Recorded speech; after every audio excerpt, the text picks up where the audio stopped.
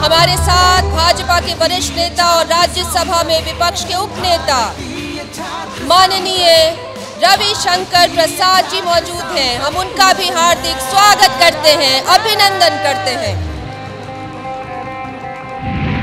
My good friend and the very distinguished Chief Minister of Jammu and Kashmir, Omar Abdullah, Shri Karad, my very young friends present here, Namaste.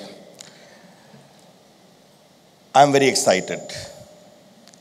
A member of Indian Parliament is talking to the student parliament. What a great experience.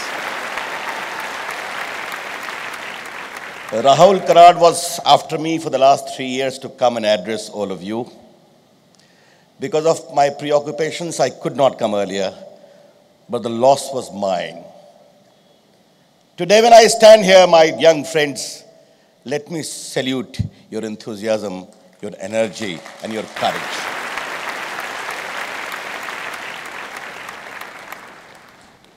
मेरे सामने जो ये युवा भारत है, इसकी ऊर्जा मैं समझता हूं। और मैं ये नहीं मानता कि देश का युवक कल का नागरिक है, वो हिंदुस्तान के आज का है। जैसा बताया गया, इस देश की 50% आबादी 25 से कम है, 65% आबादी 35 साल से कम है। अपने सभ्यता और संस्कृति के मूल्यों से अनुप्राणित ये भारत युवा भारत है। इस हिंदुस्तान को आपको बनाना है। And therefore what excited me most was the topic of this debate. Don't hate politics. Come and join it. आज जब मैं इस विषय पर बोल रहा हूं मित्रों, तो कई अनुभवों से बोल रहा हूं। मैं हिंदुस्तान की राजनीति का एक छात्र हूं, स्वयं एक एक्टिविस्ट हूं। आज हिंदुस्तान की राजनीति में देखने समझने की कोशिश करता हूं। केंद्र का मंत्री रहा हूं अटल बिहारी वाजपेयी की सरकार में। लेकिन आपको देखकर आज मैं भावुक हो गया हूं। मुझे अपने छात्र दिनों की याद आ रही है, जब बिहार में लोकनायक जयप्रकाश जी के आंदोलन में हमने एक नए हिंदुस्तान का सपना देखा था। आंदोलन किया था, लाठी खाई थी, महीनों जेल में रहे थे।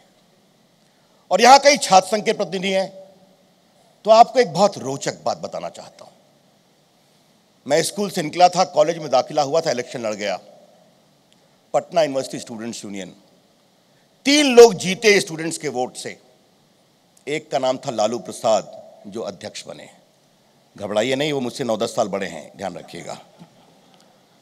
महामंत्री बने सुशील मोदी और सहायक महामंत्री बने रविशंकर प्रसाद। नियति ने हम तीनों की राजनीति का एक अलग रास्ता बनाया। लालू प्रसाद जी बिहार के मुख्यमंत्री बने।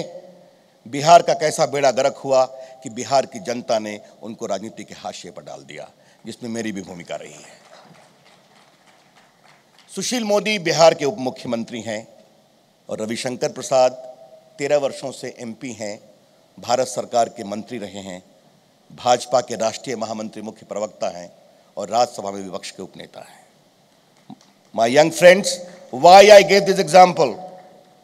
I see in all of you future leaders of India who can become chief ministers, who can become central ministers, who can become members of parliament.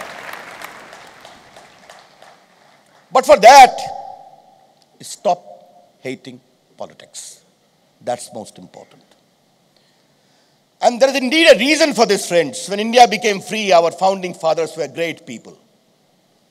They consciously chose democracy, parliamentary democracy, and gave the right of vote to each Indian, male or female, literate or illiterate, able or disabled, living in any part of India.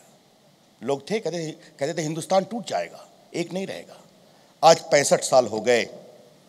Hindustan का लोकतंत्र मजबूत है, हिंदुस्तान के लोग की आवाज मजबूत है। कभी कभी हिंदुस्तानी ज्यादा बोलते हैं, वो तो हिंदुस्तान की अपनी एक शख्सियत है। It is a noisy vibrant democracy. और दोस्तों, आज मैं आपको एक बहुत महत्वपूर्ण बात बताना चाहता हूं। हिंदुस्तान के लोकतंत्र में 3 बातें बहुत स्पष्ट है। नंबर 1, हिंदुस्तान में अब कोई मिलिट्री कू नहीं होगा। नंबर 2, 70 में इंदिरा गांधी ने इमरजेंसी लगाई, लोगों को जेलों में बंद किया, प्रेस फ्रीडम, ह्यूमन फ्रीडम को रोका। 77 में जनता ने उनको हरा दिया। अब कोई नेता इमरजेंसी लगाने की धृष्टता नहीं करेगा। नंबर 3, हिंदुस्तान का एक अदना सा इंसान जानता है कि वो अपने वोट से हिंदुस्तान की बड़ी सी बड़ी शख्सियत को हरा सकता है, बड़ी सी बड़ी पॉलिटिकल पार्टी को हरा सकता है, दिल्ली हो या महाराष्ट्र हो या पुणे हो या पटना हो। ये हिंदुस्तान का एक आइन बना है। Are you willing to accept that India will be governed by democracy, by political parties, by political process, by elections? And as Churchill said, democracy may be the worst form of government, but the best available, which the human mind has thought for itself. दोस्तों, ये जो नया हिंदुस्तान है, इसको समझने की जरूरत है। हाँ ठीक है, करप्शन है, लैक ऑफ गुड गवर्नेंस है, देश की सिक्योरिटी के इश्यूज हैं, but how democracy responds, you also need to understand. There was a political party in Tamil Nadu which thought that we will give colored television to each and every voter, give them cable connections. They took the colored TV, took the cable connection, saw what happened in 2G Ghotala, and threw that party lock, stock and barrel in elections. That has happened. There is media in this country. Great watchdog. There are 245 registered news channels in India, 24 hours, out of which 129 you see every day in different languages. The problem is at times the anchors speak more, and you must be seeing Ravi Shankar Prasad trying to tell anchors, hey, keep quiet, let me also speak something. It's good. We have got courts in India, PIL, we have got the parliament, we have got the print media. It is all a great source of accountability. This is the larger issue, friends. Yes, I know there is extremism. Yes, I know there is nationalism. Yes, I know there is threat of national security. But democracy will give the answer, because democracy will tell the people of India, please be more accountable. And friends, when I saw that in Delhi, so many young friends are sitting here, वो नौजवान बच्चे राजपथ पे चले आए, लाठी खा रहे हैं, अश्रु गैस खा रहे हैं, दिल्ली के उस दिसंबर की ठंडक में पानी के फुहारे खा रहे हैं, क्योंकि वो हिंदुस्तान के राज करने वालों को कह रहे हैं, संभलो, हिंदुस्तान के नारी की सुरक्षा हिंदुस्तान की सबसे महत्व की है। I see the great resurgence of India, friends. That is what the India I see. Yes, we politicians have committed wrongs. Many politicians have shamed the country. But it is important to change it. जब मैं जाता हूं America की universities में, बच्चे मिलते हैं, I want to become a senator. जब मैं जाता हूं लंदन, तो वहां यूनिवर्सिटी में बच्चे मिलते हैं, I want to become a member of parliament.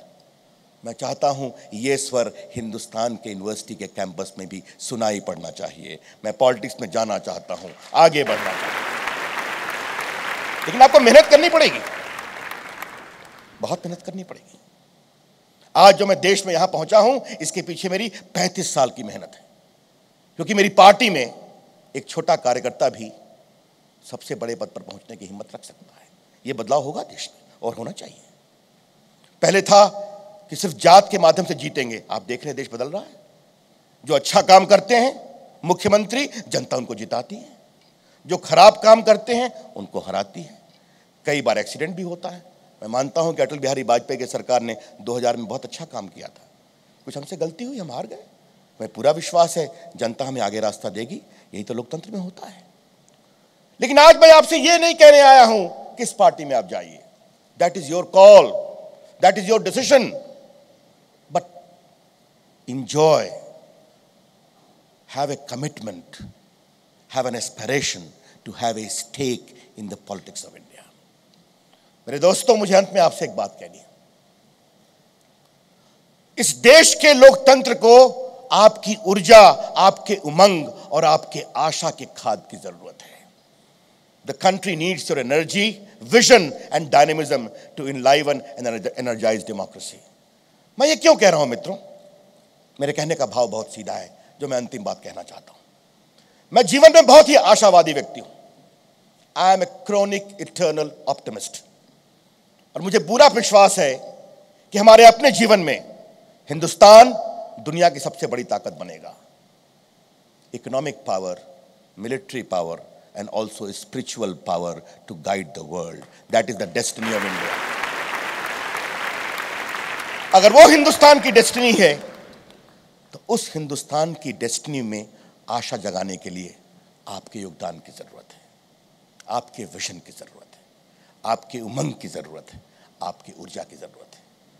आज आपकी उस बड़ी ऊर्जा का मैं आह्वान करने आया हूं, ये कहने के लिए, come on, don't hate politics, join it, become an active member of it, try to make the best out of it, try to change it, because certainly India deserves better. Thank you. Namaskar.